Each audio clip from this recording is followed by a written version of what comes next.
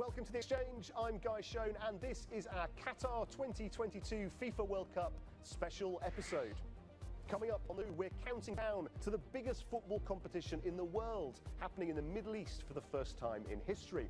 We speak to FIFA President Gianni Infantino and Nasser Al-Khater, CEO of the FIFA World Cup Qatar 2022, what hosting the event means for the country's economy. Plus, we hear from Sheikha Alanoud Al-Thani, Deputy CEO and Chief Business Officer at Qatar Financial Centre, about how World Cup should help Qatar score more business deals. With less than 100 days to the FIFA World Cup 2022, the stage is set for one of the world's biggest sporting events held right here in Qatar. Well, scenes of jubilation were seen all over the country when it won the bid in 2010, and it wasted no time in putting a plan into action.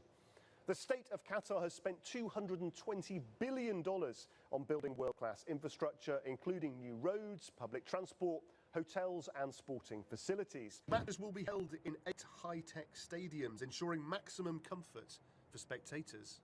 And 1.5 million fans are expected to visit Qatar for the historic event, giving a boost to the tourism and food and beverage industry. Well, Qatar expects the World Cup to add $20 billion to its economy in the short term. But the benefits of the infrastructure are expected to last for decades. Well, I caught up with Nasser Al-Khater, the CEO of FIFA World Cup Qatar 2022, and I asked him about Qatar's football journey. The past 12 years have been a very busy time for Qatar. Economic development has really been spurred and accelerated by the World Cup, but also Qatar has been, on this mega master plan development since 2008. What we're looking at is really the benefits of it over the next 20 years. That was Nasser Al-Khater, CEO of FIFA World Cup Qatar 2022, expressing his confidence that efforts to build world-class infrastructure well ahead of the World Cup will pay off. Well, I also spoke to the FIFA President Gianni Infantino about Qatar's commitment to hosting this mega football competition, and this is what he had to say. Honestly, I've never seen a host being so ready so much in advance. All stadiums are finished. Infrastructure in terms of hotels and roads is being completed. Qatar is ready, FIFA is ready, the world is ready, and after some complicated times of pandemics and others, we really need to come again together. That's the FIFA President Gianni Infantino, who's looking forward to Qatar welcoming millions of fans and teams from around the world. Well, Qatar 2022 will bring the World Cup to the Middle East for the first time and give a boost to businesses and investors across the region. Let's hear more on this from Sheikha Alanoud Al-Thani, Deputy CEO and Chief Business Officer of the Qatar Financial Centre. Thanks so much for joining us, Sheikha Alanoud.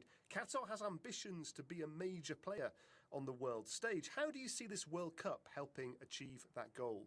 In my opinion, delivering a successful World Cup will demonstrate that Qatar's sport industry is in a class unto itself. And Qatar has a one-of-a-kind opportunity to put itself on the international sporting map or on the international business and economic map. And the World Cup is just a small reflection of a massive effort. And I am personally confident that what they will see is a country that is rapidly developing into a global capital for sustainable development. Companies that want to change the world will recognize that Qatar is the place they will be best able to do it. Thank you, Sheikha Alanoud, for your insight. Well, Qatar's financial commitments into building an infrastructure capable of hosting a super event like the FIFA World Cup has given many companies a boost, especially in the field of sports. One of them is Tech, a Qatar-based firm that provides immersive replay technology and virtual adverts during live matches. In just 2 years, they've partnered with the English Premier League and the FIFA Arab Cup. Our reporter Laila Hamaira has more. That's right, Guy. The excitement is building up and the countdown is truly underway to the FIFA World Cup Qatar 2022. Tech wants to be everywhere there's sports, but beyond this year's games, the company is looking to be one of the world's leading sports advertising companies, eyeing deals with other major sporting leagues, including tennis tournaments and even the NBA.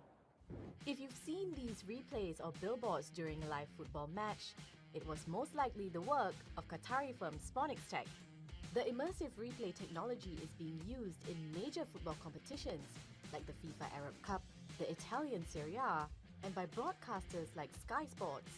The uniqueness of our solution is we are just using a broadcast feed in our cloud servers, and we are sending back one feed or 5, 10 different feeds to the broadcaster or to the right holder just in less than 2 seconds.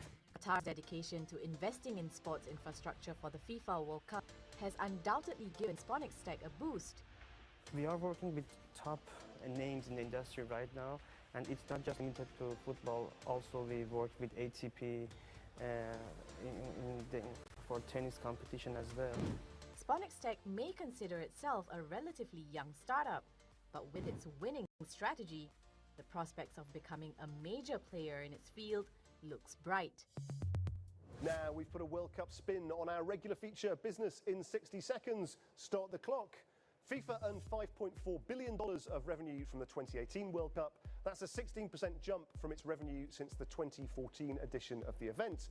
But as a non-profit organisation, FIFA invests most of its earnings back into the development of football. In 2018, $4.3 billion was directly invested into football programmes.